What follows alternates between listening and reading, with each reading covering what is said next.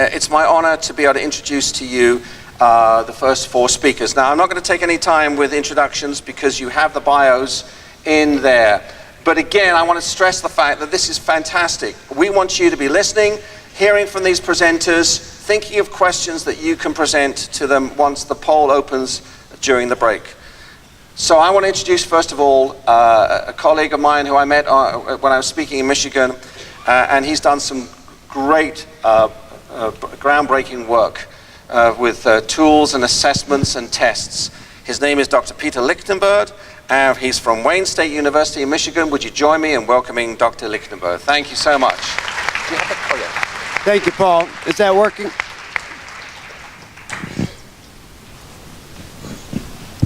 There we go. Good morning, everybody.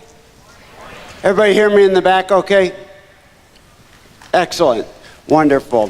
Thank you for a few minutes. I also want to thank Paul, especially, when I met him in Michigan, I was really just embarking on creating a new set of tools. And, when you go a different direction, not everybody is always that enthusiastic about where you're headed, but he was, and he was a great friend to me and a real support, and so thank you again, Paul, for that. In my brief time, I just want to give you a couple of tidbits. First of all, my background. I'm a geriatric neuropsychologist. I've been a clinician and a researcher for over 30 years in my field. And, why was I inspired to work with older adults? Like most of us who work with older adults, either you took care of somebody or you had, like I did, grandparents and great aunts and uncles who were incredible role models and great friends, and you wanted to be just like them and help people just like them as they aged. One of the things that really has struck me throughout my career, and it's all kind of come together in the field of gerontology, is that we're understanding better and better various forms of cognitive decline and early dementia. And that may be one of the most vulnerable times, actually, for financial exploitation. But a second component is financial decision-making. And it turns out that it's not synonymous with cognitive decline. It really has a relationship to it, but sometimes financial decision-making deficits precede cognitive decline. Sometimes they go together. But that decision-making is often at the core of how people end up not just with being exploited. Anybody can be scammed, anybody can be a victim, but how they become exploited multiple times and for huge losses. And the third area, of course, is financial exploitation.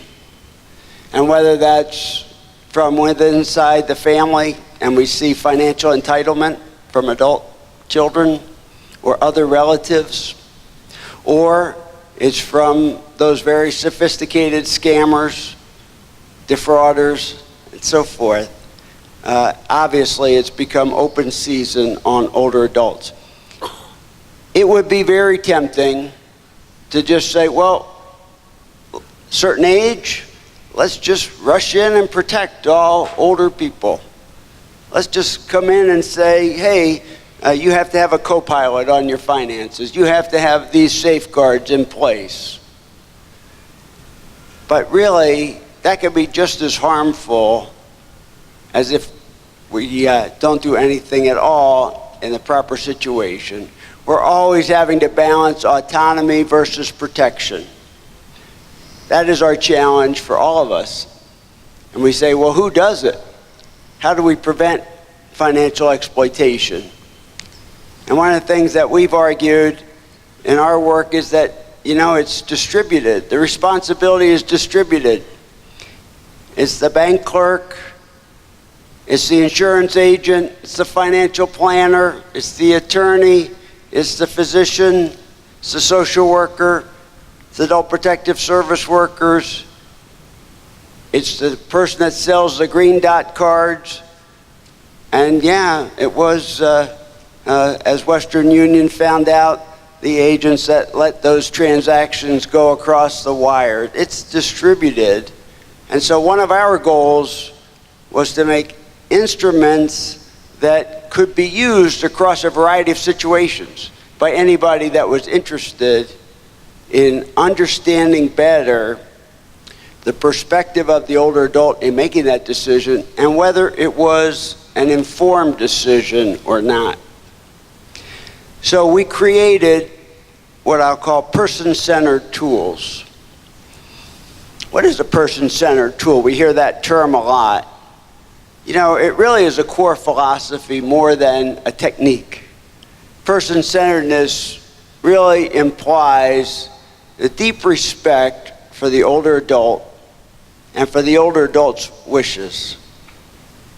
So the older adult needs to be heard. Person-centeredness says we have to do things in ways in which the older adult can tell their story about their rationale for making a financial decision and their understanding of it.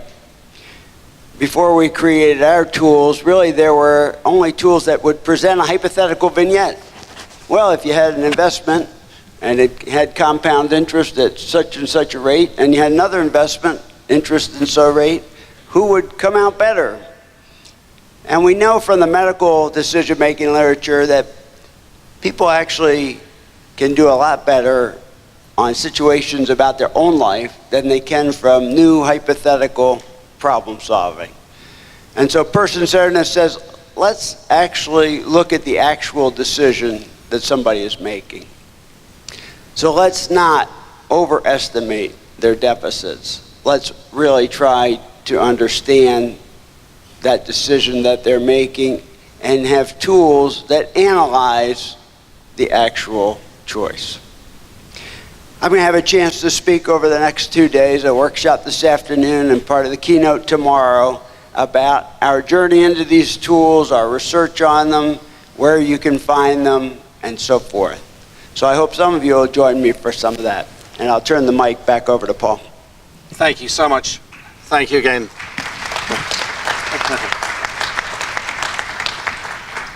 Thanks, Glenn. And now it's my honor to introduce to you somebody who is very well known to you.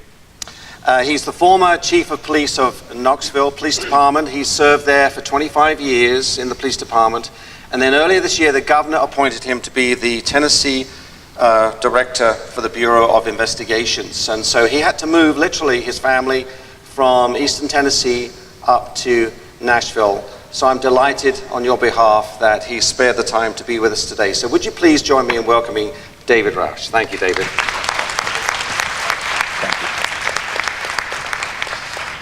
Thank you, Paul. I appreciate it, and as Paul mentioned, we have some things in common. That is, at 25 years, we both retired, and we went on to higher callings. Exactly. And now the one difference is I'm 10 years behind him in age, and so I still got to keep working until that other check comes in. I do want to start by recognizing the members of my staff that are here with us today. And so if you're an employee of the Tennessee Bureau of Investigation, if you'll stand, please. There are a number of them here. Wow. Woo.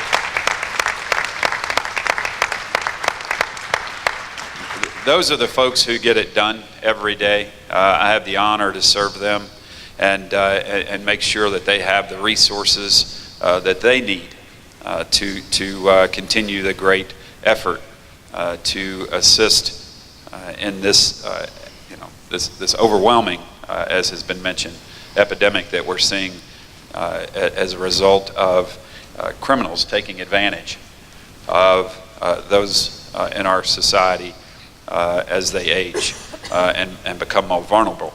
The Tennessee Bureau of Investigation is a support investigative organization. That's our primary purpose, is to support our partners throughout the state of Tennessee. And our role is to come in and to assist those of you who are on the ground, involved, and see criminal activity taking place, and you need additional resources. You can gather those resources by contacting, depending on the type of challenge, by contacting the district attorneys. We have 31 district attorneys throughout the state of Tennessee. You contact them, they are the direct line to us. So if you have criminal activity taking place, you can contact them, and then they will reach out to us, and we have investigators that can come out and assist. We also have a jurisdictional responsibility with Medicaid fraud, and which is a huge issue. And so we do have jurisdiction there, where if you have a situation where a facility there are abuse issues in that facility, we can be called in directly to address those. The one challenge, as I was talking to my team, my special agent in charge of this unit, unfortunately he's not here today. He had a health issue this weekend, and he was looking forward to being here, but unfortunately he couldn't make it today. And so he was briefing me on what all we do, and one of the things he wanted to point out specifically is if it's a facility, we can come in and address the challenges with the abuse. The in-home is where the line is that we have to fix right now, and we all know that in-home health care is covered under Medicaid in certain circumstances. But the challenge is we don't have jurisdiction in home unless there's some other type of situation. So if there's an abuse that's taken place, you can certainly call the DA, they can call us in, and then as the investigators are doing their work, and if they notice that there is some fraud taking place through the care providers, then we can come in. And so it's a bit of a line that still needs to be addressed, that we've got to work on. We have a great relationship with Adult Protective Services. We work hand in hand with them in the state of Tennessee, and they are a huge resource as well for us as we do what we do in investigating these cases. What I have been absolutely amazed with the Tennessee Bureau of Investigation in my this is week 13 of my experience with them, and that is how much they get accomplished with such little resources. So we have a total of 38 members of our staff that work in Medicaid fraud, in the Medicaid fraud control unit. Of that, 23 of them are special agents. So that's for the entire 6.6 million Tennesseans. We have 23 individuals that investigate this issue, right? And so, and they do an amazing job at it, quite frankly. But as with anything, with more resources, we could do more. And so we continue to look for that. We continue to push for the positive changes in our laws that can impact these issues. And we're a support organization. We're here to help you, to assist you in the investigative side. And so any time that we can help, even if you have a question, whether or not we can come in, feel free to reach out to us. We certainly can give you advice and counsel on that. We have a number of attorneys that work in the unit, and they can certainly provide advice and counsel for those issues. And so I'm excited to be here. I'm excited to see the number of people in this room that are working throughout this state to address this issue. We need more. We need more people. We need, the silence needs to be broken.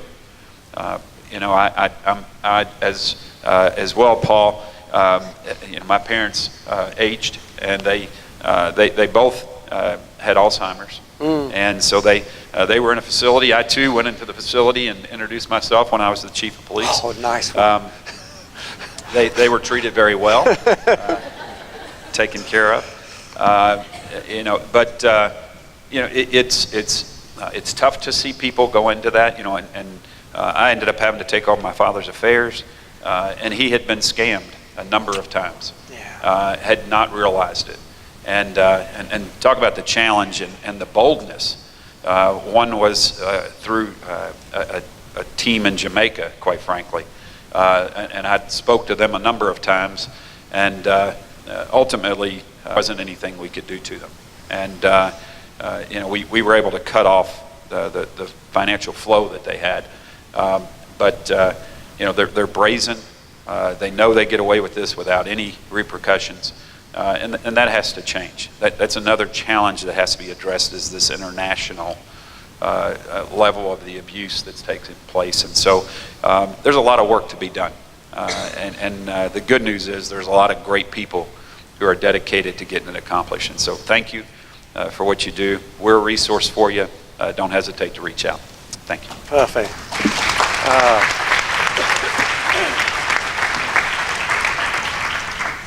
Thank you, David. Boy, they're making my job so easy as a moderator. They're sticking to their time. I really appreciate this, gentlemen and ladies. Thank you so much. And so I was glad to hear that the TBI has such a great relationship with Adult Protective Services. And I'm honored that we have here today the Director for Adult Protective Services, Renee Bouchillon. You've already heard me say that I'm a great advocate because 22 years ago, I knew nothing about what Adult Protective Services did. And I've just become so enamored with what they do and all the difficulties they have to put up with. So, Renee, we're looking forward to hearing some of your vision for the future, but also how we can help in support and with your resources situation. So would you join me in welcoming the Director for APS, Renee Bouchillon, please? Thank you.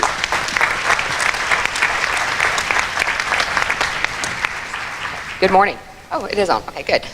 So I actually want to start out also by recognizing some staff. We were very successful in having 8 of our 133 positions is what we have in Adult Protective Services in Tennessee. We have 90 of those are investigators.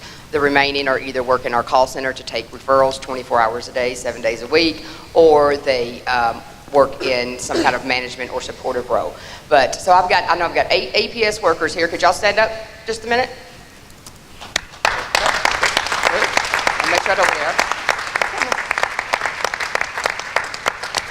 We are also very fortunate. Of course, Adult Protective Services is housed in the Department of Human Services in Tennessee. I know that varies from state to state.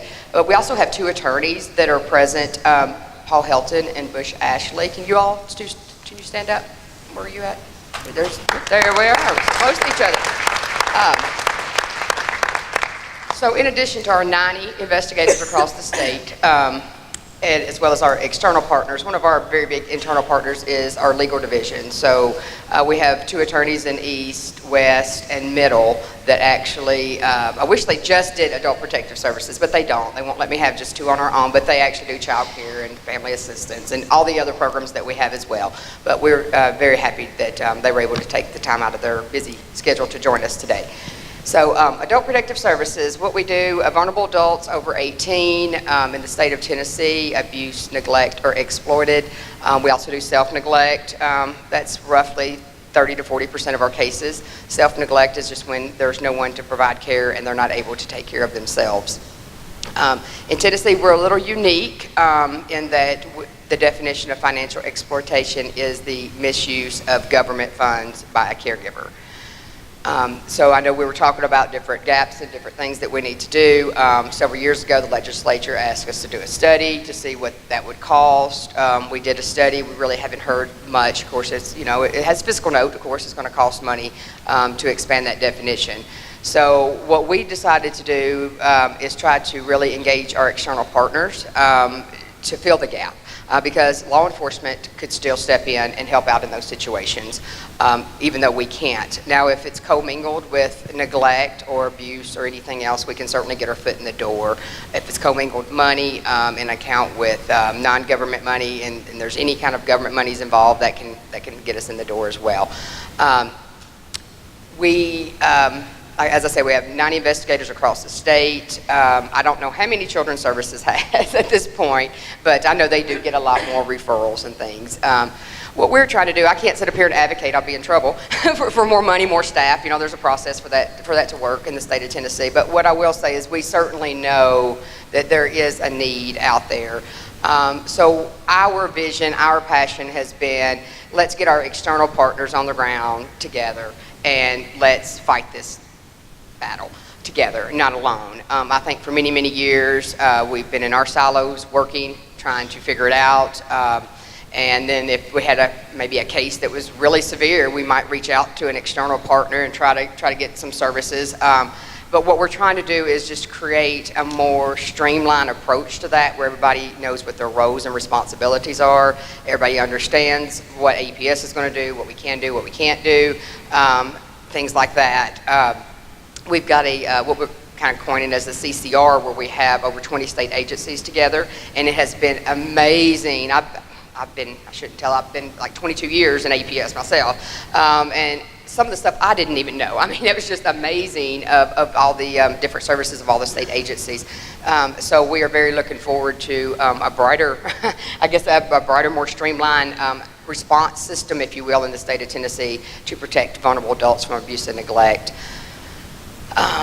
What else?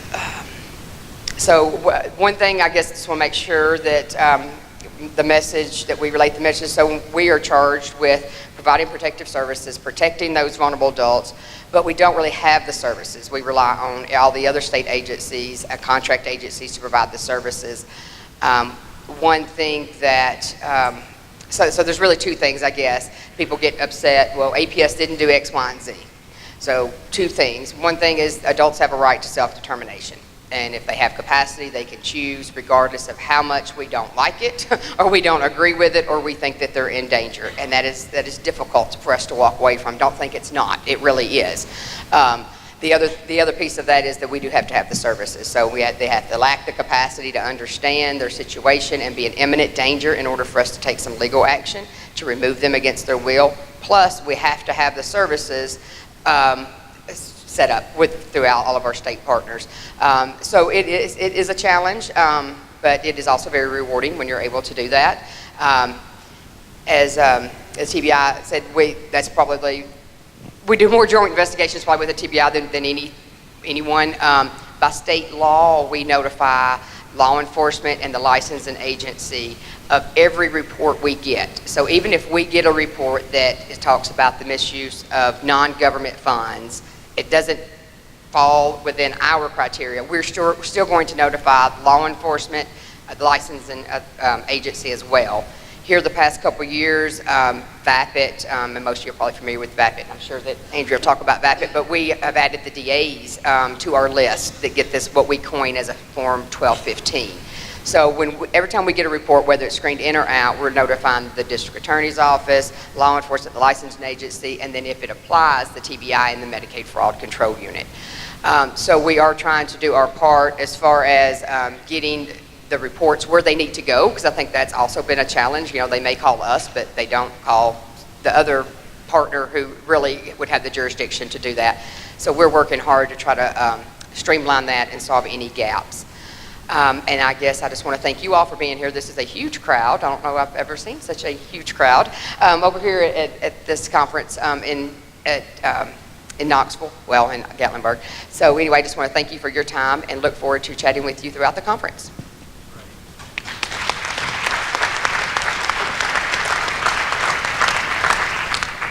Thank you very much, Renee.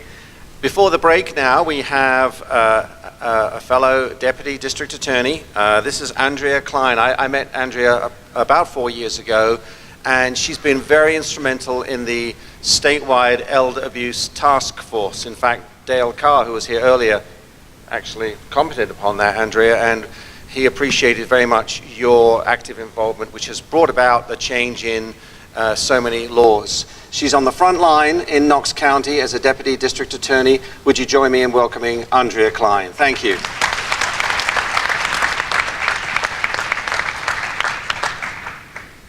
Hope this is on. Can everyone hear? I'm a little interested in knowing who all is here. We've seen some APS, we've seen some TBI. Could you raise your hand if you're in law enforcement or a prosecutor? That is a big number. What about other state employees who are working in elder abuse? So what are the rest of you all doing? Can somebody raise your hand and tell me? Social work, okay. Student. In the back there? So we've got victim witness coordinators here as well. Clergy, excellent. Yes, ma'am. Office on Aging. Mediation Center. And I see some ombudsman folks here. Couple more. Yes, ma'am, here in the blue. Nursing education. Yes, ma'am. Legal Aid Society. One more in the back. Yay, financial folks. Okay, so the point of that was I wanted you all to hear how many different folks are here from various members of the community who are actively looking towards working towards solving the problem that we deal with every day in elder abuse. And I'm obviously a prosecutor. And one of the things I wanted to bring to your all's attention is that for me to do my job, I have to know about what's going on in the community. And that starts with reporting, and that starts with me having the knowledge of the crime. That comes from the bankers, the nurses, the clergy, the ombudsman. It comes from neighbors. It comes from doctors. It comes from everybody in the community. And of course, Tennessee is a mandatory reporting state. So if you're suspicious of elder abuse, it is the law that you report that. So the first thing I wanted to ask everyone who's in this room, when you leave here and you go back to your respective communities, spread the word to report it.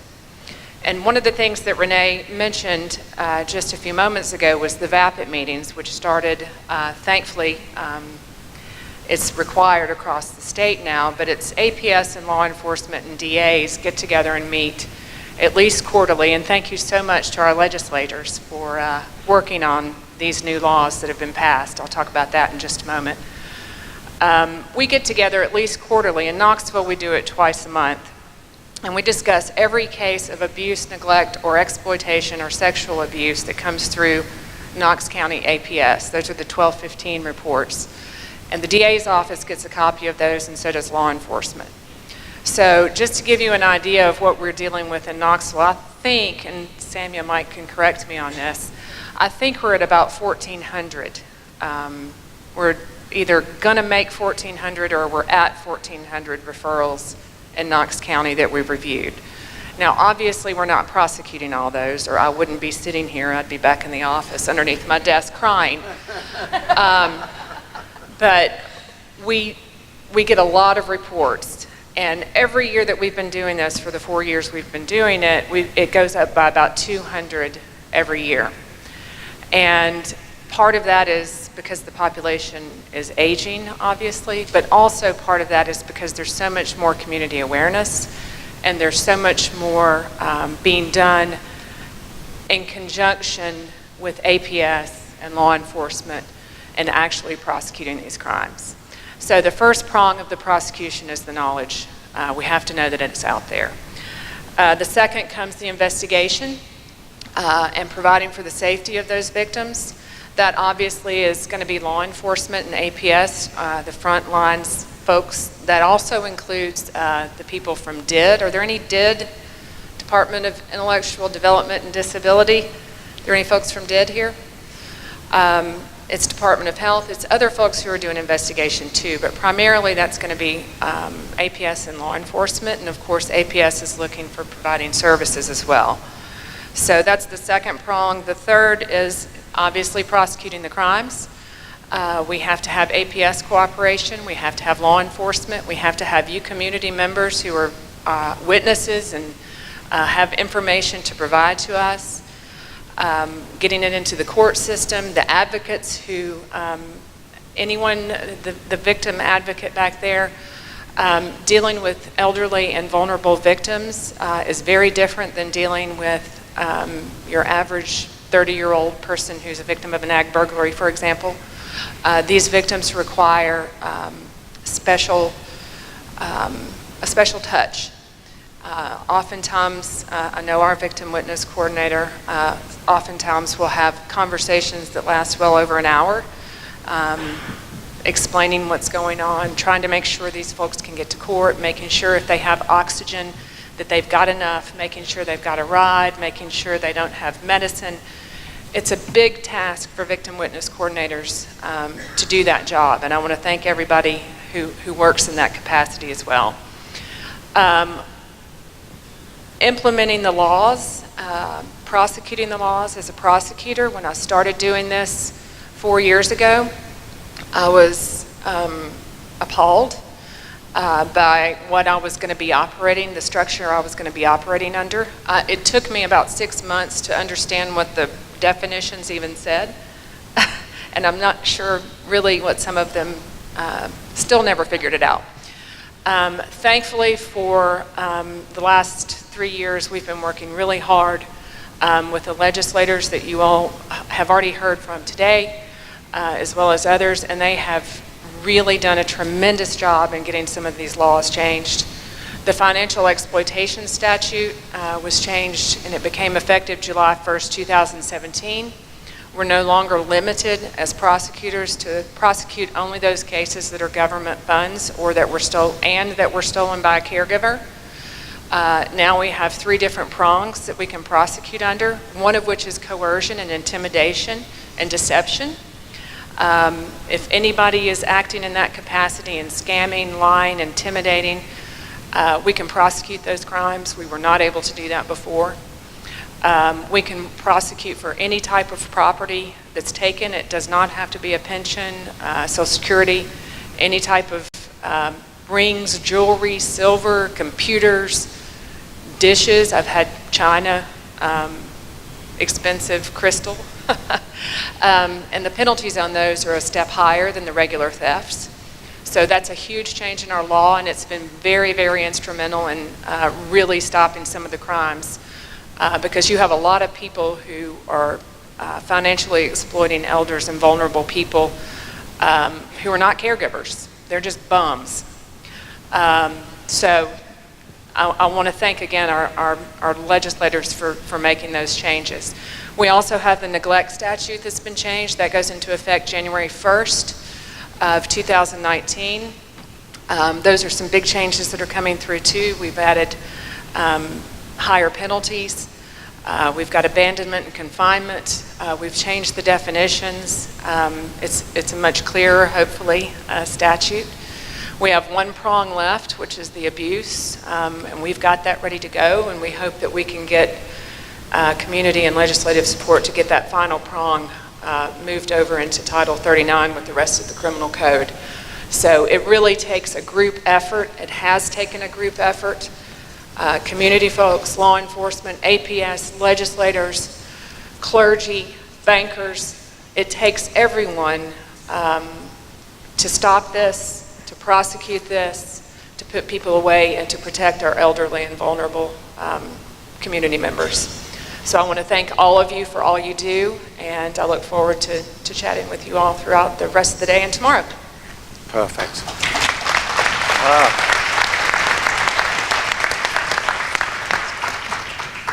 Thank you, first 4 presenters. As I say, you've done a wonderful job keeping us on time. And I think Andrea has just summed it up. The key to the success here in Tennessee is because of all of you, who you represent, your agencies, the fact that we have a representative, Kiesling, still with us today, and you were instrumental in so many of these changes in the laws.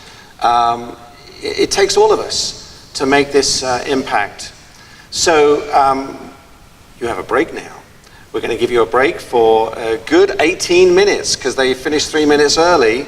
But I'd like you back in your seats at 10:45. Remember, the poll is going to be open now, so start thinking about your questions and put them through the app so that we have some questions after the other 4 members. So let's see you back here at 10:45. Thank you very much. the area agencies on aging and disability and some of the human resource agencies to provide direct services. So the commission, TCAT itself, doesn't provide direct services, but with our contracting partners, we provide direct services all throughout the state of Tennessee. We have been focused on elder abuse and vulnerable adult abuse, neglect, and exploitation since my boss, Jim Schulman, who unfortunately can't be here today, came into his role as the executive director of TCAD about 6 or 7 years ago. When he came into that role, he decided that his focus was going to be on abuse, neglect, and exploitation. And he has held true to that promise and has brought, a lot of passion and energy into that role and brought a lot of us along with him as well. Some of the highlights of things that TCAD has been involved in over the past 5 years include the legislative Elder Abuse Task Force that Representative Carr mentioned and Representative Kiesling mentioned. That was the first time that there was legislatively a task force commissioned to look at the issue of abuse and neglect and exploitation across the state of Tennessee. That task force met for a couple of years. They produced a report with some recommendations. And since that time, so the report was produced, I want to say in 2016. I really should know this, but it was a number of years ago. But after that report was issued with the recommendations, there have been a number of pieces of following legislation that have arisen out of those recommendations. Some of the legislation is actually still being introduced thanks to the District Attorney's Conference, who has really taken on their charge in the task force was to look at the Tennessee annotated, our code section around elder abuse and kind of suggest some revisions, and they have been doing that for the past 3 years now. Yep. So we're really immensely grateful to the District Attorney's Conference for doing that and taking the lead on that piece of legislation. Other things that the Commission on Aging has been involved in is the Tennessee Vulnerable Adult Coalition. That is a coalition of statewide partners that has been around since, I believe, 2007. And it's a mix of state, nonprofit, and business partners. Folks who are interested in a vulnerable adult protection get together on a monthly basis and also have a yearly conference in conjunction with Adult Protective Services. Part of the legislation arising from the task force meant that TVAC, Tennessee Vulnerable Adult Coalition, is now administratively attached to the Commission on Aging, to TCAD. So we're now very involved with running that and helping out there and helping that agency become more of a clearinghouse for abuse, neglect, and exploitation information. One of the things that came out of the Elder Abuse Task Force as well, going back briefly, was something that Renee mentioned, where Adult Protective Services actually looked at our definition of financial exploitation and how in Tennessee it includes only governmental funds. And that was, again, one of those recommendations that was brought to the attention of the legislature. And, things take time. There's a legislative time scale. So, we're hoping that that continues to work its way through the process, and there are changes that are made at some point based on that report and the following study from Adult Protective Services. With partners, the Commission on Aging and Disability has also been involved in implementing a brand new program that provides emergency services and case management services to elder and vulnerable adult victims of crime. So you heard Renee mention that APS is the investigative arm, but they really didn't have a lot of services. So TCAT and APS and tons of other partners throughout the state have been partnering together and working together to implement this program to provide those emergency services. So if she finds someone that needs emergency housing, this program can come in there and assist with that need. We find someone who's been financially exploited and cannot pay for their rent or cannot pay for something because of that financial exploitation, this program can come in and assist with that. And there are actually a number of those advocates here today. So if you just want to raise your hand, this one. So there are a whole bunch of them. So there are 9 right now. We're getting ready to increase that number here very, very shortly. But there are 9 advocates providing services in all 95 counties for elder and vulnerable adult victims of crime. Definition of a crime is pretty broad, so that a lot of things fit under that umbrella. We've also worked with other partners, including the legal aid societies, to implement a senior legal helpline. That's brand new within the past year or so, where folks age 60 and over can call a 1-800 number here in Tennessee and speak with a Tennessee licensed attorney at no charge, and this attorney has some expertise in elder law, and just ask them questions that they might have if they're facing a legal issue related to landlord-tenant law, or an involuntary discharge from a nursing home, or they were denied Medicaid for some reason or other. They can speak with these attorneys, try to get some resolution over the phone. If they need extended representation, we do have a referral matrix where those individuals can be referred for extended representation through the legal aid societies throughout the state of Tennessee. And there are a bunch of legal aid attorneys here, and we're very, very grateful for all the work that you all do every single day to help our seniors through the Senior Legal Helpline and through our Title IIIB Legal Assistance Program, which also provides legal assistance to elders. What else have we been up to? We've also been working to do some more education and outreach through TVAC for providers and for other folks, including banks and credit unions throughout the state. We appreciate being the advocacy agency in the state of Tennessee. We're not a regulatory agency, but we're an advocacy agency for elders and vulnerable adults, and we appreciate working together with everyone to increase that, let folks know what types of programs we have available, and hopefully, we're very upset and sorry that folks have to take advantage of our programs, such as the Victims of Crime program, but we're very grateful that we have the opportunity to have that program available for those individuals in their time of need. Great. Thank you very much, Laura.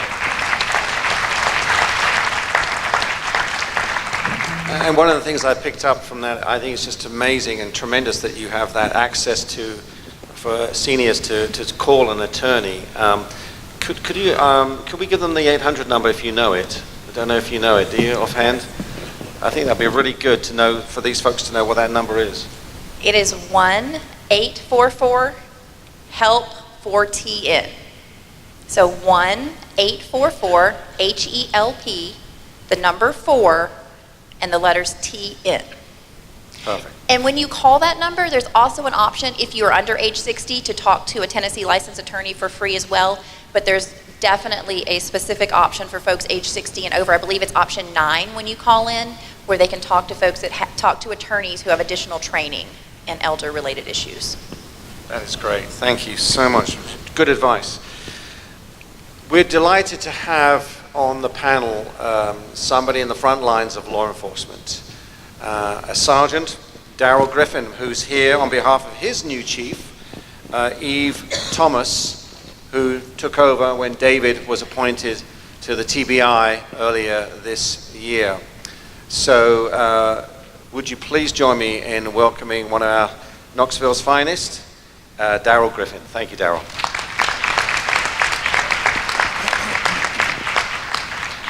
And like others before me, I would like to draw attention to those folks that we brought from Knox County who have been a big partner in this whole process that I'm about to talk about. So if my folks from KPD could stand up, and also the Knox County Sheriff's Department.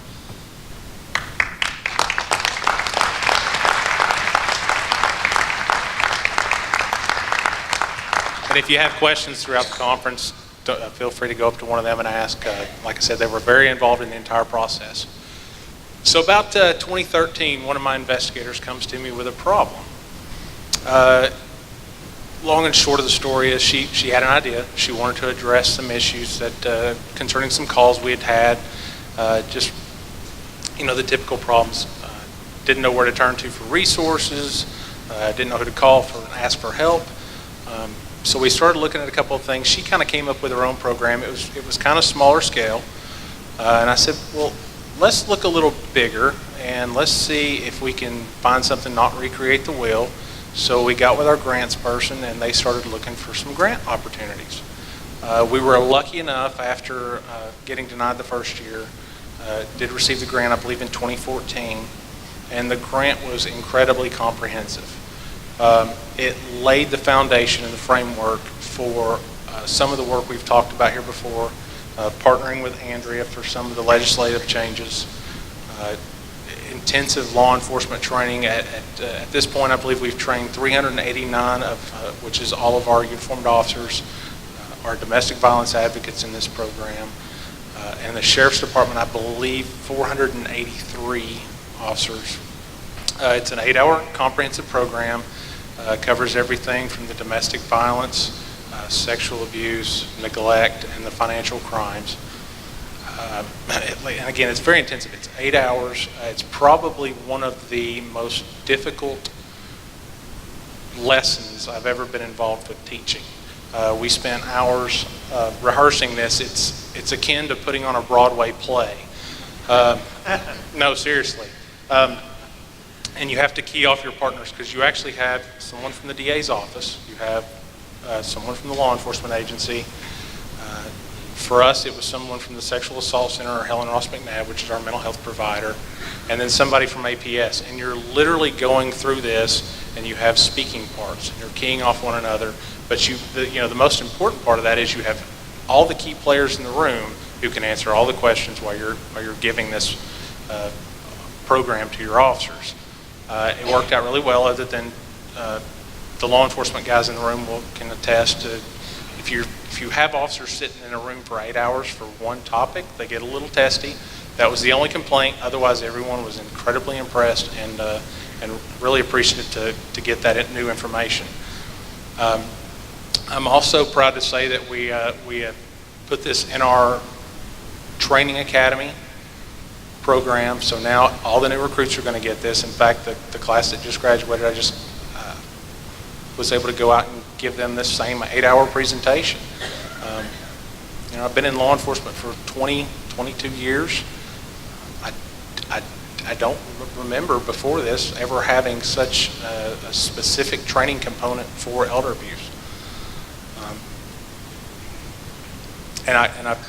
The framework also laid out some specific judges training, social service worker training, so that everybody was on board. And the most important piece of this is it brought us all together. It brought us all in the same room, all working together, much like we handle our child abuse cases. And I can tell you, working together, we increase our efficiency and effectiveness. And we're doing that. Everybody wins. The victim wins, each independent agency wins, and we're getting better. Thank you. Thank you very much. Thank you, Daryl. And again, I want to urge you and remind you, please use your app and ask any of these presenters a question. It will come through to my laptop, and I'll be happy to present that to the presenter. Again, we've been reminded that so many of these cases start with a financial institution. And it is key that we have folks in the front lines of financial institutions looking out for the assets of their older. I've learned one thing. When it's credit unions, they're called members, right? Yes. With banks, it's customers, but credit unions is members. So I'm delighted on the panel we have Kim Bohannon. She is the Vice President for Compliance and Risk Management for the Knoxville TVA Employees Credit Union. Will you please join me in welcoming Kim Bohannon? Thank you, Kim.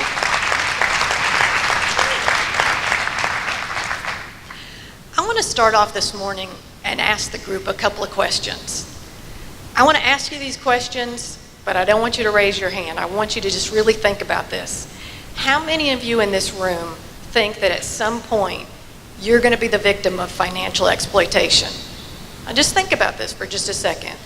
And I'm going to answer for you, because I'm going to say most of us would say probably not a good chance that I'm going to be the victim of financial exploitation. We're all here being trained at this conference. We have a lot more knowledge in this information than the general public does. We know what to look for, and we have all of these colleagues in this room that can help us out if we think there's a problem.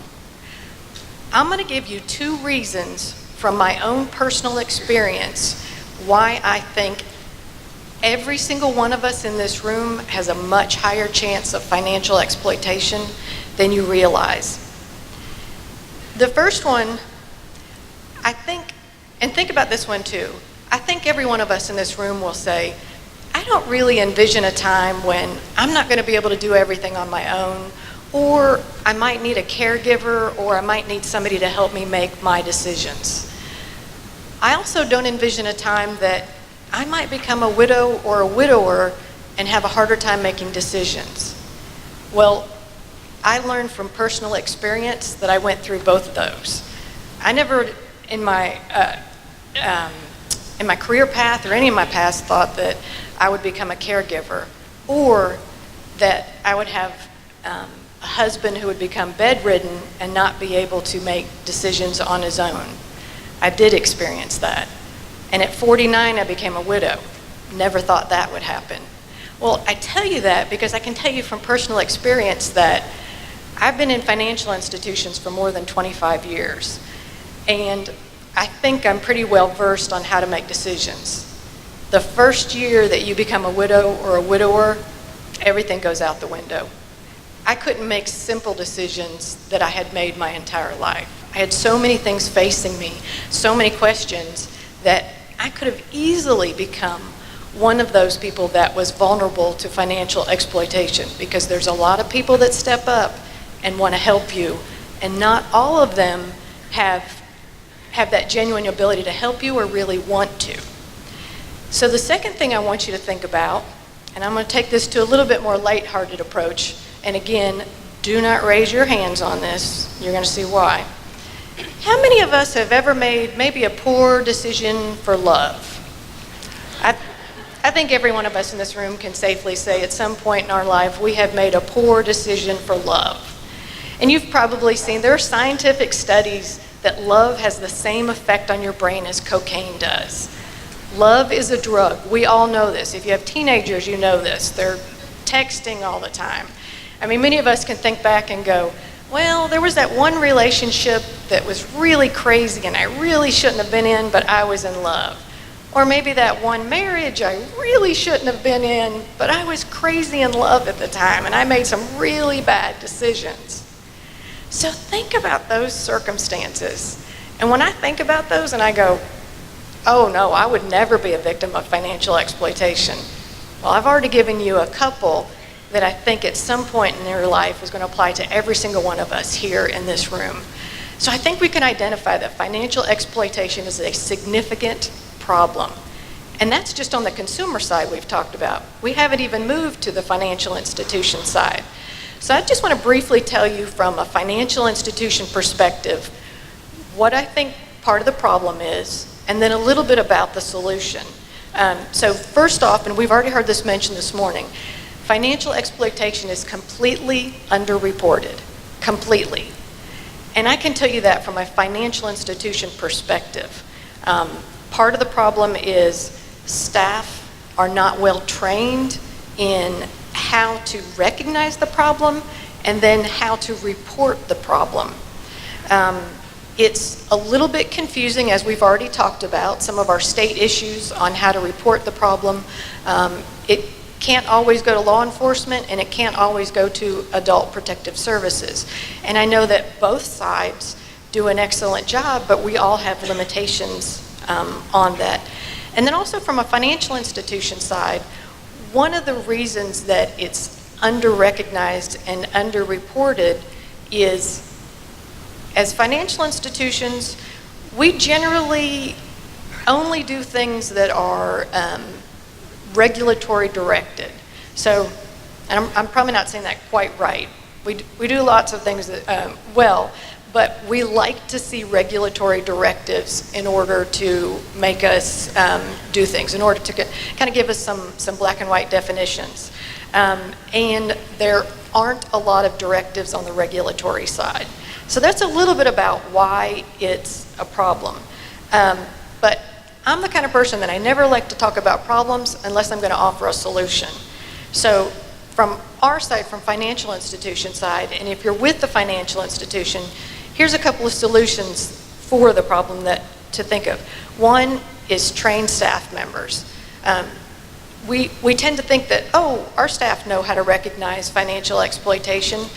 They don't always know how to recognize what the red flags are, what to look for, and then what to do once they see it. We need to develop policies, and that needs to come from the leadership. That needs to come from the CEO on down, that we recognize this as a problem. We recognize that the law says we have to report it, and this is how we're going to go about doing it. But in addition to the financial institution side, I think we need to also think about the consumer side. We need to look for ways to educate consumers in Tennessee about what the problem is. And this really came to mind when recently I saw the governor's PSAs on human trafficking. So I've always known human trafficking was a problem, but I don't think everyone in Tennessee recognized what a problem it was until we saw the PSAs. And the more you see them, the more you become sensitized to it, and the more you realize, hey, that really is a problem. Here's what I need to look for. Here's what we need to do. So I think we need to look for more ways from the leadership on down to let consumers in Tennessee know what the problem is and what they can do about it. And finally, one of the things I think that is working really well in Tennessee for financial institutions is collaboration among all the different agencies. And that's evidenced by everyone that you see on the panel here today. All of us know it's a problem. I'm here just telling you the obvious. We're here trying to present solutions, and I think this conference is an excellent way to bring together all of the different agencies and entities that can provide solutions to it and put those together in one collaborative way. Great. Thank you.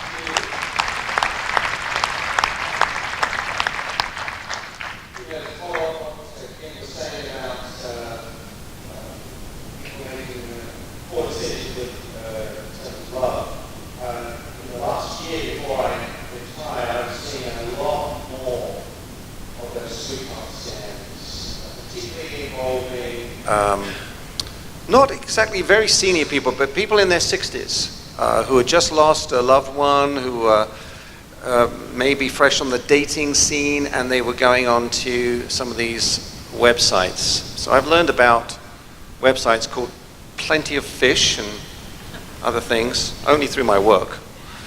But it's amazing how often people did fall for the scams that these perpetrators out there were committing on them.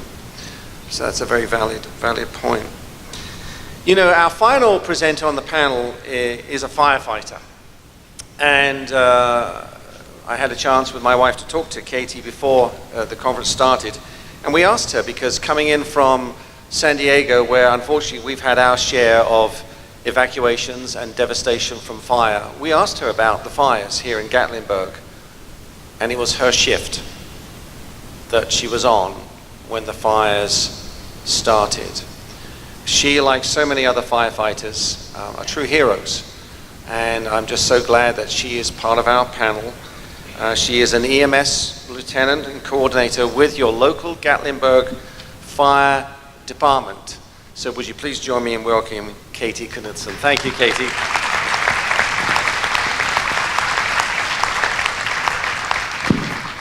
Thank you, and thank you for having me on this panel. Like he said, I am the EMS coordinator for Gatlinburg Fire Department. I've been in the fire EMS service for over 8 years. I became a paramedic in 2000. I became a critical care paramedic in 2002, and then this is my second year as the EMS coordinator. I'm going to talk on a couple of things. I'm going to talk just a little demographics about my fire department and what we do, how we run. I'm going to talk to you about the certain calls that we're running with the elder abuse and what we're seeing. And I'm also going to talk to you about what we're trying to do to help coordinate with the DA's office to help them be able to have the ammunition that they need to prosecute these individuals. My fire department was established in 1946. We run 3 ALS ambulances out of our fire department. We are one of the only fire departments in the county that does that. I think I'm too close to this thing. It doesn't like me. We're one of, like I said, we are only fire department in this county that has ambulances. Anything else, the fire departments just run first response. We have a live-in population of about 4,000 residents, but we have a transient population of about 30,000 on any given busy day. We're butted up right up against next to the National Park Service, the Great Smoky Mountains National Park. They get about 12 million visitors. 10 million of them come through Gatlinburg. So we have a wide range. Like Mr. Greenwood stated, that we do, this thing really does not like me. We do have different hats. We're not just fire. Like I said, we do EMS. All right, I'm gonna stand up, sorry. We do EMS as well. We do search and rescue task forces with the hurricanes down in South Carolina. We actually have teams that are deployed that came from our department that are down there. It's my understanding they're actually on their way back. But the type of calls that we are seeing is that we'll get calls for patients who are, welfare checks, and we go and these individuals are being left there for days, and we go and pick them up. And when we pick them up, they've urinated on themselves, they've defecated on themselves, and we would go to move them, bugs will crawl out from underneath them. And these people have family members that just don't check on them. We have other individuals that will go constantly for lifting assists, and these individuals do not need to be living by themselves. And we'll talk to the caregivers about it, and we realize that it's a pattern, and we find out that this person is receiving benefits, and if this family put this person in a nursing home, then they lose that person's benefits. We are seeing, we had a call where the individual, we had gone out to this residence probably 8 or 9 times in a month, and the food was spoiled, she had no food. We had called me and law enforcement were on scene, and we had called her son, and he was working in Gatlinburg in one of these places, and we told him she had wandered into a neighbor's house and was just sitting on the couch, and this had happened before. And luckily, my mother, Joanne Sheldon, I have the great contact. I'm very fortunate because it was my turn to go out to this residence, and the guys had already warned me, like, man, we've been out here at this place like several times already. I'm like, okay. So I get in there and I see it. She's wandered into someone else's house. She had medical problems. We couldn't tell if she had taken her medication. Didn't look like she had taken her medication. And where she was living was right on a main road that she was wandering. So when I got in there and saw, I was able to contact my mother, and I was like, hey, this is, what can we do? Because the pattern had been is that we would take her in the ambulance to the hospital, and then within a couple hours she was coming right back. So the hospital was not reporting the abuse or the neglect or anything like that as well, and it was a vicious cycle. Finally, when I was able to show up on scene, I called my mother. I was like, what can we do? Because we didn't know. And she told me, she's like, you need to take her to the hospital, and then I'm going to make some phone calls. So that's what ended up happening. We got that individual, luckily, to where she needed to be. But those are the type of calls that we're seeing. It's very ugly. We get the abandonment and the neglect. We get people that they'll call us and it's a blood pressure check. Well, it's really, they've not seen anybody in a week and they just want to talk. We see that a lot. So what we are doing to combat that is, one, my mother, fortunate enough, she presented her class, and she has done that class with my department and my husband's department. My husband is Chris Knudsen. He's the training officer for Pigeon Forge Fire Department. He's the training captain down there. So my mom's lucky too that she's got 2 fire departments in this county that she's able to talk with. But the main thing that we have been doing with our people is the documentation. Our documentation is very vital to prosecutors as long as we do it right, which I always tell my guys all the time, when you write this ticket, make sure that when you look at it, if you get called to court 3 years later, that you can know exactly what's going on. They hate that because they don't want to go to court, and I'm like, but it's going to make your life easier. But so the big thing is documentation for us. We've been implementing, if, like for that patient I was talking about that her food was spoiled, we'll put, that the food was spoiled, these were the conditions and stuff like that. So, we also too have been showing the phone number to call. We try to get multiple reportings in it as well.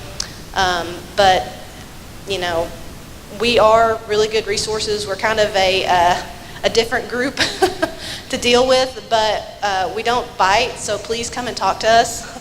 We can be a really good asset.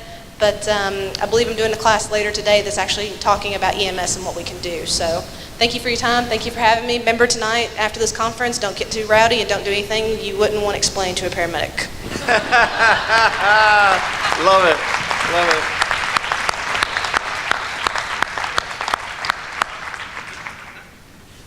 Talk about a family. As you heard say, her mom is a prosecutor here. Joanne, where are you? Aren't you proud as a mom and as a mother-in-law? Boy, what a great family you have here. So you've done well. So well done. And Joanne's going to be also leading a workshop this afternoon for us. All right, well, we've got some questions. This software seems to have been working really well, Denise, so good for you. Okay, so I'm going to start off with the first question for Peter. And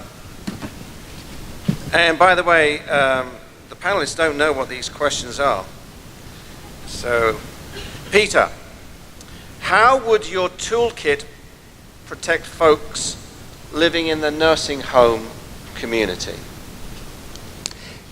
Thank you for the question. You know, we are seeing people coming into nursing homes, whether it's during rehabilitation or hospice care or even general long-term care, and getting older adults to sign away all kinds of things, properties, new wills and trusts, gifts, beneficiary designations, and so forth. And our tool would be very helpful, actually, in being able to interview the older adult and really have a sense of whether this is an informed decision or whether they're feeling coerced in the matter and maybe a victim of undue influence. Thank you. David, a question has come in. Does TBI only investigate Medicaid type of fraud, or does your bureau also investigate other types of elder abuse? Please, can you explain how we would know if TBI can investigate some other kind of allegation? Absolutely, thank you. So TBI, so we can investigate exploitation and abuse. Those investigations have to be requested by the District Attorney General's office. And so we can do those investigations if we are requested to come in. The Medicaid Fraud Control Unit, again, has primary jurisdiction on Medicaid fraud. So, for those fraud cases, they can investigate those with a direct call. If someone is aware, either at a facility or even in home, we can do the fraud part. We can't do the abuse part in home as Medicaid fraud. We can if we're requested by the DA to come in and do those. And so that would be our criminal investigation division would come in and do that initial review and investigation. And so we do have the ability to do further investigation. And again, it has to come through a DA's office to request us to come in. Thank you. Renee, okay. What percentage of referrals that you receive are screened out because they do not meet your definition? And maybe in answering that, you can tell us what your definition would be for someone to qualify for your services. Okay, I'm not sure if I have a percent in my head to answer that, but I will say we do get quite a bit of phone calls that do result in a screened out referral. In order for it to be assigned, it would be a vulnerable adult who is unable to protect him or herself and an allegation of abuse, neglect, financial exploitation, or self-neglect. I'm trying to think. So as far as we screen out, there's probably quite a bit of screen outs. I don't really know. It's less than half. But I will say we don't screen out just because it doesn't meet our criteria. We may screen out because it's a duplicate case because of confidentiality. If Andrea were to call in a referral and then we assign that referral and then Paul called in a referral, 2 hours later talked to the same person, we cannot tell Paul that Andrea has already called in a referral. Or we can't even tell Paul that we've already got a referral. We just have to take that because of confidentiality. So that's why I don't really know a good percentage because we've actually expanded our screen out reasons because I know the DAs and law enforcement was, kind of wondering, well, why would you screen this out? It sounds like it's something that you should investigate. And it probably is. It's just a duplicate. So therefore we screened it out, but we are investigating the original. And you do put that on your form. We do, yes. Thank you, Andrew. We do. We've actually wrote out, kind of got a group together to say what are all the reasons we would screen something out. And I think there's about 14 reasons now, and we do include that on that Form 1215, so the receiving party will know exactly why we screen that to report out. And actually a follow-up question to that, along the same lines, says this: APS often screens out abuse because the AP, now it's somebody in the know because they're using the acronym AP, which means alleged perpetrator, I'm assuming. Okay. In California, it's SA, suspect abuser. Okay. But AP in Tennessee, all right. So, okay. Because the AP is not a caregiver, what is the APS's definition of a caregiver? Now, does that question make sense? Do you screen out if they're not a caregiver? It does make sense, and yes, that is correct, except for sexual abuse, where the relationship of the alleged perpetrator is immaterial. For abuse and neglect, the statute does require them to be an alleged or be a caregiver. Recently, some years ago, I say recently, it's probably been about 5 or 6 years ago, and I think it was actually here in East Tennessee where we had a young lady abandoned from a different state. The law was changed to expand our definition of a caregiver, and now we use Lynn's Law is what it's coined, and it actually expands. It's not hard to fit that definition, though. I mean, basically, if you know that someone needs care and your family and you see them, then you're considered a caregiver. You don't have to say, I'm a caregiver of someone. So we do try to err on that side of caution and try to find ways to make people fit that caregiver definition. Okay. Thank you. This next question is really one that I think should be answered by both law enforcement, by Daryl, and by prosecutor Andrea. So I'm going to throw out the question, then ask law enforcement Daryl to respond, and then Andrea from a prosecution point of view. And it involves, the question is hinged on when you have an unwilling or reluctant victim. So there's a report made probably to APS of suspected financial exploitation. Maybe it was even Kim's Credit Union who made that report, and it's substantiated. And then Knoxville Police Department goes out and the victim says, yes, he did rip me off, but he's such a nice boy when he's not drunk. I mean, this is not all in the question, I'm just kind of expanding it. And so I don't want anything to happen to him. So the question is, do you still, from a police department point of view, investigate a crime even when the victim is somewhat unwilling, hostile, reluctant? And then I'll put the same question to Andrea in terms of how do the prosecution deal with that kind of witness? Absolutely. We certainly investigate. For one, we want to know everything that's going on there. There's more options than just putting this person in jail. A lot of times, I'm going to say about 2/3 of the time, the perpetrator is a family member. More often than not, it's grandson who happens to have an opioid addiction. And believe it or not, no matter how bad that person may treat grandmother or grandfather, they don't want to see him go to jail. It doesn't matter how much money they take from them, they don't want to see him go to jail. Even if they've assaulted them, don't want to see him go to jail. But there are other options. A lot of times we hinge back to our Family Justice Center. We look at orders of protection. Well, maybe would you just like him out of the house so it doesn't keep happening? Would you just like him to not be allowed to come back around you? But unfortunately, if the victim is not willing to cooperate with prosecution, there's not a whole lot, of course, on the criminal side you can do as far as putting someone in jail. We still investigate.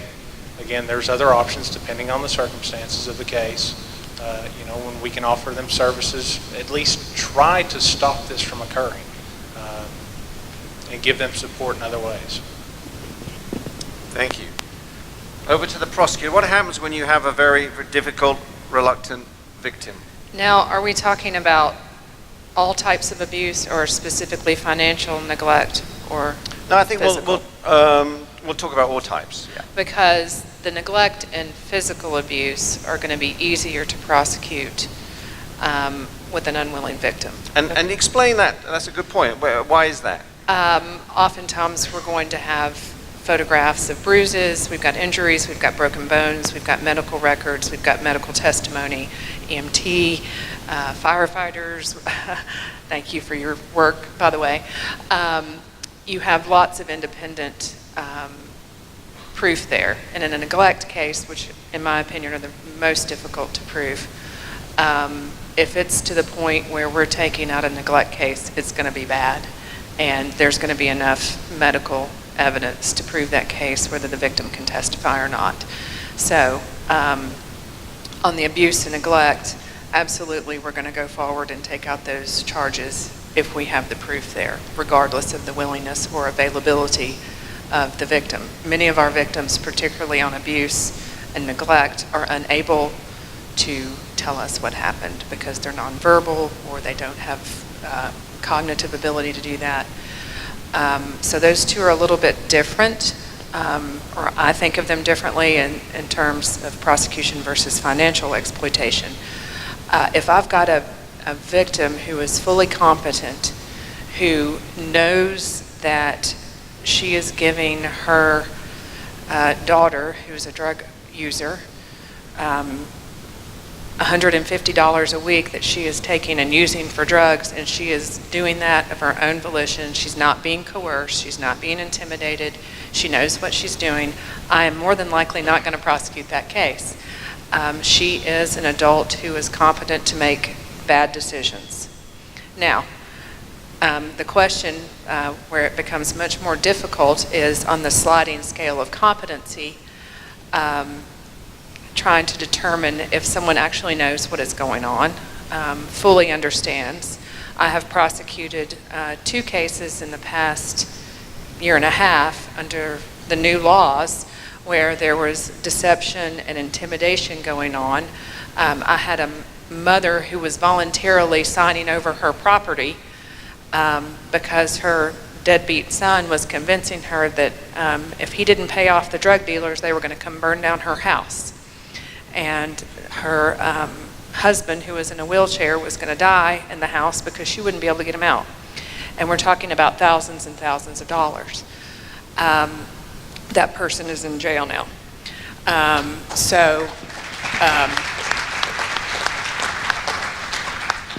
She was competent, but she was willingly participating. That was one where you wouldn't normally think that you could prosecute that. I had a very similar fact scenario on 2 parents who both were sliding towards not fully competent. They fought me tooth and nail every single step. They got to the point where they refused to speak to me. They yelled at me in open court from the stand because they didn't think their son was doing anything wrong, and he deserved their money and they wanted to give it to him. He's in prison now too. He was stealing from people who were unable to understand what they were doing. So it's a complicated question. There's not an easy answer, particularly when you're dealing with cognitive ability and that sliding scale of awareness, and ability to make those good, rational, financial, particularly, decisions. That is also one thing I would like to say, why it's so very important for investigators and bankers to work together to try to create that paper trail. I didn't balance my checkbook when I started prosecuting these types of cases. Now I get a better idea. I still don't really balance my checkbook, but I understand the importance of tracing that paper trail. It is so important. So yes, the bottom line answer is yes, we will prosecute if we're able to. And I will say also that I'm currently the victim of identity theft. I don't think that I'm a vulnerable adult. I'm not elderly yet. I'm getting there. So to follow up with what Kim said, any of us can be the victim of a financial crime at any time. I currently have 4 or 5 credit cards, Walmart, Children's Place. I have a 10-cup rice cooker that was sent to my house that I didn't order. So any of us could be financial victims. Just throwing that out there. And I'd like to ask, because my wife and I are victims, how many more victims of identity theft are there out there, please, by show of hands? Look at us all. Yep. Amazing, isn't it? Scary as well. Wow. A very quick question, Andrew, which I think hopefully you'll know the answer to. What is the name of the grant that Knox County received to train the law enforcement? It is a Thank you. DOJ Office on Violence Against Women, partnership with the Federal Law Enforcement Training Center and NCAL, I don't know. We never really decided how that was pronounced, but National Clearinghouse for Abuse in Later Life. So all three of those agencies. Which one? Oh, Yeah. Office on Violence Against Women, Federal Law Enforcement Training Center, who kind of partnered with the National Clearinghouse for Abuse in Later Life to actually put together the training that we presented to law enforcement. And I'm not sure, Andrea, if they put together the training that was presented to you as well. NCEA, I think, was the acronym. And they provided us with all of those training materials, as you know, that we had to be trained to be trained. It was a train the trainer grant, where different agencies provided folks to go in and then go back out into the community and train. We have our follow-up grant person here. Emma, where are you? What's the name of the grant? The old one.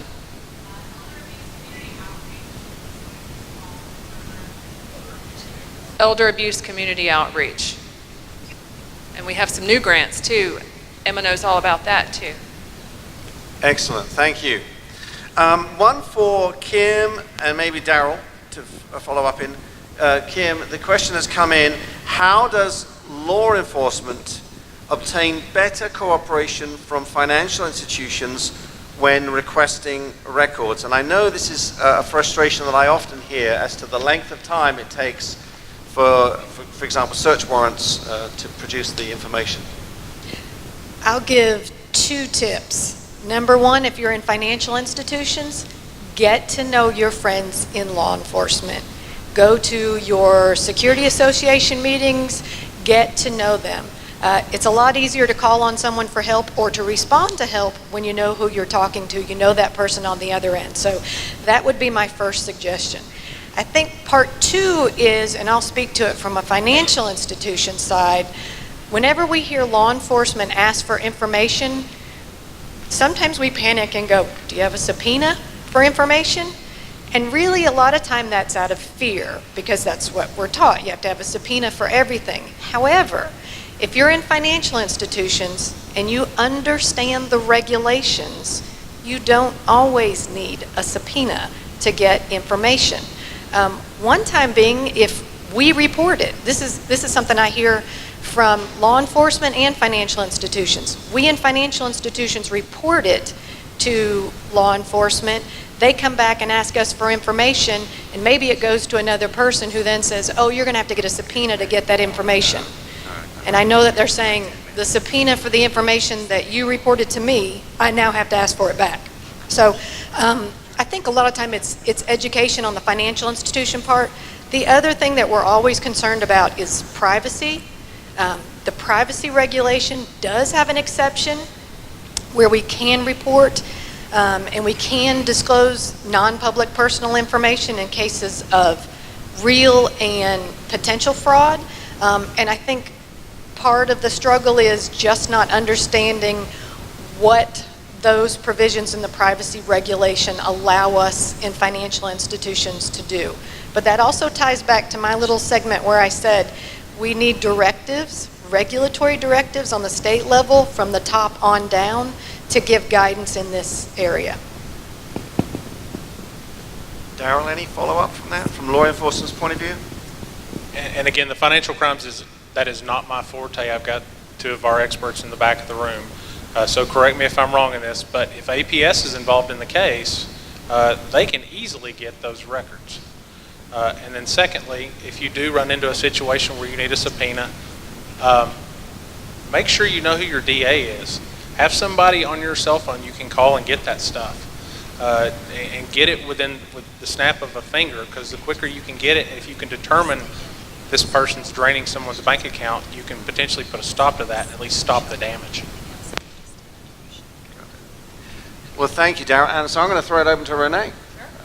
Is it true that APS, you can just get the records? Well, easily might not be the correct word in all situations statewide, but yes, we were very fortunate. We already had an administrative subpoena process in which we could get those records. However, it required a wait. It required a notification to the victim and a waiting period.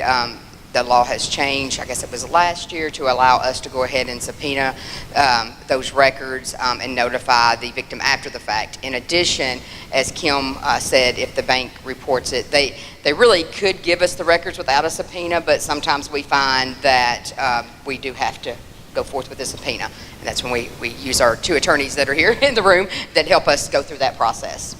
Excellent. Okay. I just want to give the panel an opportunity to be thinking, because when I wrap this up in about 10 minutes, I want each of them in about 30 seconds to try to think of one of the biggest challenges that from their perspective, they're facing as they look ahead to what's coming down the pike with this increase in allegations of elder abuse. So just be thinking of a challenge within your own agency's perspective before I call on you. I don't know who this should be for, but somebody has asked this question. Is a summary of Tennessee elder/vulnerable adult laws available anywhere? So where is there a good place? Would you know that answer, Laura? Where could they find a summary of the available laws? So I don't know that there's one available right this second, but there are several in progress. We at the Commission on Aging and Disability are working on an app that will be available to law enforcement, district attorneys, anyone involved in elder and vulnerable adult abuse, neglect, and exploitation work. You'll be able to go to the App Store, download it, and it will have a summary and also a PDF of each of the laws related to abuse, neglect, and exploitation in the app. So you'll be able to just pull it up there. You don't have to go searching TCA. So the Code 39, your Section 39 and 71, all of them will be there in that particular app. We just signed the contract, so that should be rolling out toward the end of 2018. So, and that's free of charge. You can thank your local federal government for that. It was part of a grant that we wrote a number of years ago. Terrific. I'd like to interject too, and right now that we've mentioned earlier, the laws are in flux on financial exploitation. There are 3 statutes that could currently be charged. We're about to have 2 that could be charged under neglect. So when this becomes available, it is a work in progress because the law is thankfully changing, but it's kind of squirrely until we get everything settled and all the cases age out under statute of limitations. Yes. So. And we have the ability at TCAD to update instantly. So as soon as things change, we'll be able to push those changes out immediately. And how will people know when it's up and running? You'll probably get 1 million emails. So we will be distributing that information through our partner network, sending it to all of our area agencies who will send it to their partner network. If you're on any elder abuse related email distribution list around the state, you'll receive it as well. And we will be doing some education and outreach related to the app and some training related to the app as well in different parts of the state. Thank you. Good question for Renee here. Is APS currently working on a vulnerable adult emergency shelter network throughout the state? Is there something already in place? There is nothing in place. We are working on one of those challenges with our partner TCAD, with the program that Laura mentioned earlier, CREVA, when the Office of Criminal Justice Program had some VOCA funding available. That was the first need. Of course, it had been identified for many years, and so we partnered together to create this program, if you will. One of I guess the challenges he had asked about, I'll go ahead and tell ours, is sometimes we find abuse and neglect by the caregiver, and law enforcement is reluctant to arrest the caregiver because there's no one there to help the vulnerable adult. So we're hoping that this program, it's really new, up and going just recently this year, but we're really hoping to, and already have solved some of those gaps, but really hoping to be able to approach it in that manner. I'm not sure that Tennessee, we are in a position to actually create these shelters, if you will, across the state, but more on a case-by-case basis, because some people may not want to go to a shelter, but they may go to a friend's house, something, and so we try to look at that person-centered approach as well. Thank you. Obviously, with this kind of new software, there's a few glitches, and we're trying to work them out. That's fine. But while we're doing that, I would like to start with Peter now and ask each of the presenters in about 30 seconds or so, what is one of the biggest challenges you think you're facing in your own specific role? Thank you, Paul. I think the biggest challenge really goes along with the challenges of aging in our society. The golden age for geriatricians, physicians who are specialists in geriatrics, was in the late 1980s. We have less than half the number now than we did then. Why was that? It just wasn't economically profitable for hospitals to train physicians to be specialists with older adults. And these problems of elder abuse just go along with lots of problems. Community mobility, driving retirement, financial stability and economic security, which is getting much worse, especially for late baby boomers, those who were born 1958 to 63. If you look at their projections, almost none of them have pensions, and almost none of them have enough, even close, saved for retirement. These are conditions in our society that just are going to challenge us in all kinds of ways. Finally, just with the explosion, the number of cases of Alzheimer's disease or related dementias, and a much little understood problem of elder frailty, which really occurs with people that are in 80s and 90s, in which there's great physical and cognitive challenges that really impair their ability to be independent. All that's been coupled with, hey, everybody wants to age in place, and yet we don't have the services or the workforce to provide for them. Thank you, Peter. David, before you answer tell us your challenge, there's a question that came in, which I've just seen. Will TBI at some point oversee silver alerts, similar to amber and blue alerts? What is a silver alert? So a silver alert, as you mentioned, amber and blue alerts. So a silver alert would be if you have a vulnerable adult that has gone missing, okay, and getting that information out to the public to assist in locating that individual. And so that is something, actually, I just had a conversation with our folks with Alzheimer's of East Tennessee. So it's all over the place in Tennessee right now. And so absolutely, we will sit down at the table with all the partners to try to come up with a comprehensive, specific Tennessee policy on addressing that. And so that's something that we will be doing, working in the very near future to address. Right. I was surprised, actually, sitting down again. I mentioned talking with my agent in charge that we don't have silver alert in terms of a comprehensive strategy in Tennessee. And so that's one of those kind of quick, easy wins I think we'll be able to do working with our partners. And so that's going to be an easy one. Thank you. And your biggest challenge for the future? So again, as I mentioned earlier, it is, as we age and as we see criminals aren't going to go away, unfortunately. There's always someone out there looking for an opportunity to make an easy dollar and a quick dollar, and they're going to continue to do that. And they're going to continue to take advantage of the vulnerable population. And so I think the challenge that we have is that the work is going to get larger and larger in terms of volume. The challenge we have, as I mentioned earlier, is the ability to address that with resources. I mentioned we have 38 in the unit throughout the state, 23 agents.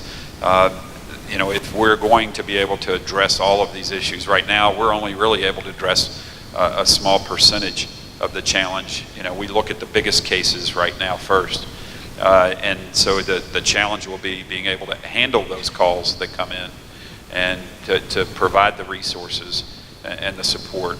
And so that's our challenge, is having those resources to be able to address it. Thank you. Renee?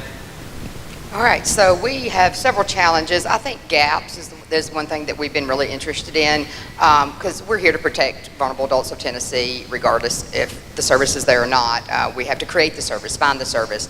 Kind of goes back to resources as well. Unlicensed facilities, that has been a huge thing, especially over here in East Tennessee. We've had several here lately, and that's a challenge. And I'm really happy to hear that the TBI might be able to help us soon. We're working on an MOU agreement with that. We think that will be very beneficial. But I guess my priority by the end of the year is with our staffing. I was kind of doing some math, and y'all correct me if I'm wrong, but we pay about $30,000 a year. It's $25.11 a month. We pay our staff. Our partners at DCS get paid 10 to 15% more, and so we're constantly having staff go to DCS. Every now and then they're fed up with DCS and they want to come back to us, but they don't want to take a pay cut. So that's been a challenge. So we are working internally on that to try to get our staff to be able to make kind of in the range that other state employees are making, doing this kind of the same job. Thank you. Andrea? It's beating a dead horse, but lack of resources. The prosecutor's office is kind of in a unique position of we see what goes on in lots of different agencies because we're collecting information from all over the place. We're getting it from law enforcement, DID, APS, Department of Health. We're constantly trying to get information.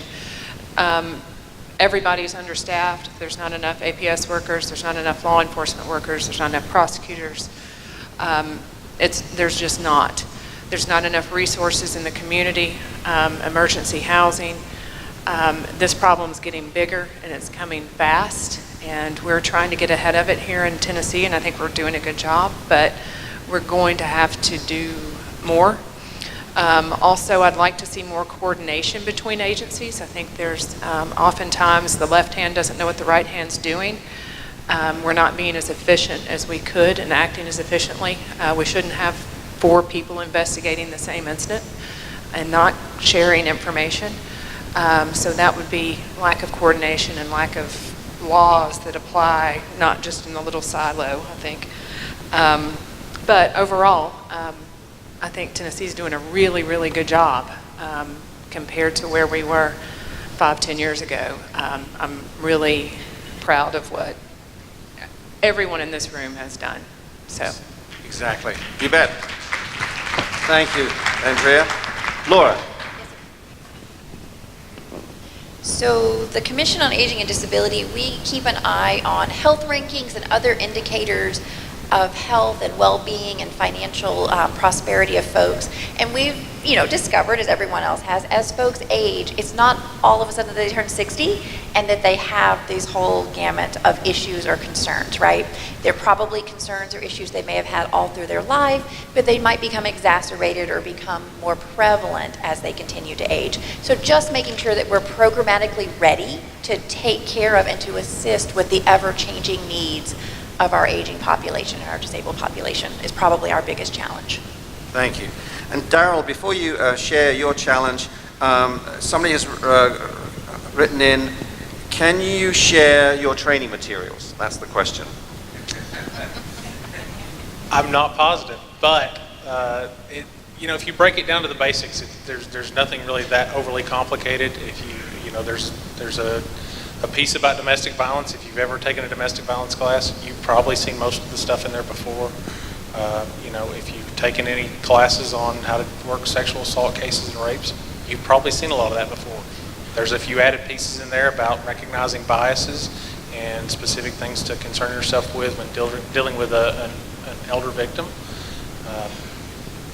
But again, I think even if I couldn't share that specific PowerPoint, we could come up with something we could share.